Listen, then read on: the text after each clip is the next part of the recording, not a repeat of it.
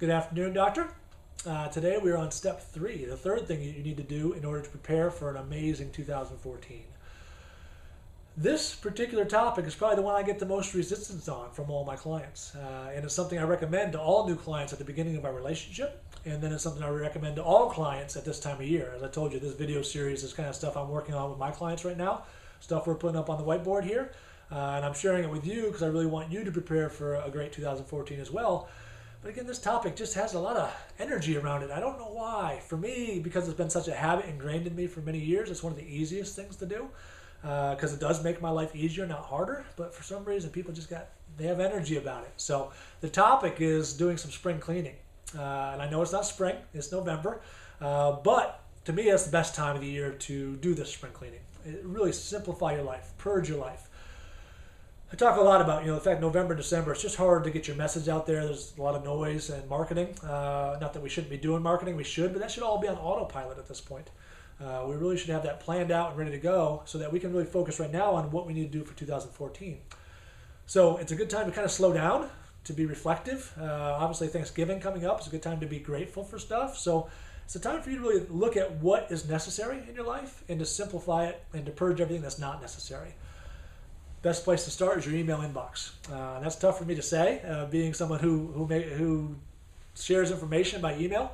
But if you unsubscribe from my list, I won't be offended. I'll miss you, but I won't be offended, and neither will all the other chiropractic consultants list that you probably belong on. So start unsubscribing from like crazy. Not just chiropractic lists, but any other kind of list that you're on. Obviously, you know how this stuff works. If you bought something a couple years ago, you're on that list, and you keep getting bombarded with sales messages from them. Start unsubscribing. I myself just did it a couple weeks ago. I probably got off 80% of the list that I'm on. It just makes life easier. You're not bombarded with those emails. You don't have to process them. I know you might just delete them, but even that takes energy. So unsubscribe for the ones that don't provide value anymore. Now, I can tell you, I do it every year, and by next November, that list will be right back to where it is right now. But then we unsubscribe again, clean that out, purge it every once in a while. Those messages, you might say you don't read them or you delete them every once in a while, but every once in a while they suck you in too. It's just less things for us to pay attention to. So the email box is definitely a place to look. Number 2 is your desk. I have seen some horrible desks in my travels across the country. So look at your desk and think about all the stuff that you don't need on there anymore. If your desk isn't too bad, you might be able to just kind of pick a few things off and get rid of them, stuff that just kind of takes up attention or focus. But I've seen ones that are just piles upon piles upon piles. So if it's not imperative that got done, if you set a piece of paper down there 6 months ago and said, I'm going to get to that, and you haven't gotten to it, throw it away. If it's something you have to respond to by law, an insurance complaint or something like that, not complaint, but an insurance response that you need to get out there, keep it. But if you get rid of 80% of the other stuff, then that stuff will rise to the top and you'll actually get it done. If you have too much, there's just overwhelm. So clean off all the stuff that doesn't need to get taken care of. And don't just put it in boxes and put it on your floor. Throw it away. Get rid of as much stuff as you possibly can right now. And not just in your business, but your personal life as well. I myself also just cleaned out my T-shirt drawer, which might not seem like a lot, but I travel a lot, and I'm in this CrossFit is my sport, so I go to CrossFit boxes everywhere I go.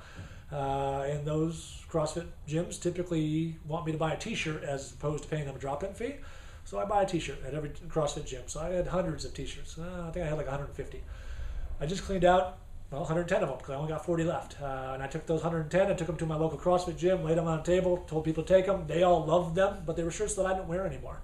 And they were just kind of falling out of my drawers as it went. So I just felt relieved about it. Now, I miss some of those shirts. I got to be honest with you. That's probably where that resistance comes from. But I feel much better now when I go in there and there's less shirts than I have room for, because I know that's also going to create a space for me to get more shirts and those shirts. And as I travel more next year, I'm sure I'll fill that back up again until I have to clean it back out.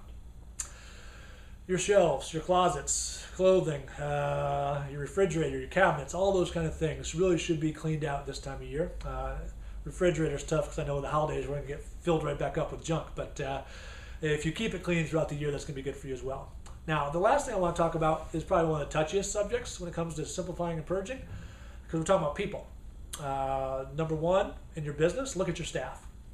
I see too much, can't count how many times I've gone in and talked to a doctor who only has 1 or 2 staff members, and they will tell me I should have probably fired them 2 or 3 years ago. 'Cause I know the holidays we're going to get filled right back up with junk. But if you keep it clean throughout the year, that's going to be good for you as well. but they've held on to them.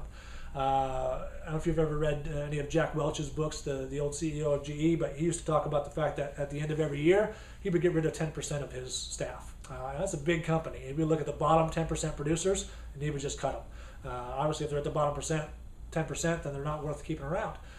We weren't quite that ruthless. We definitely looked at our bottom 10. I had 72 employees when I had my 7 offices.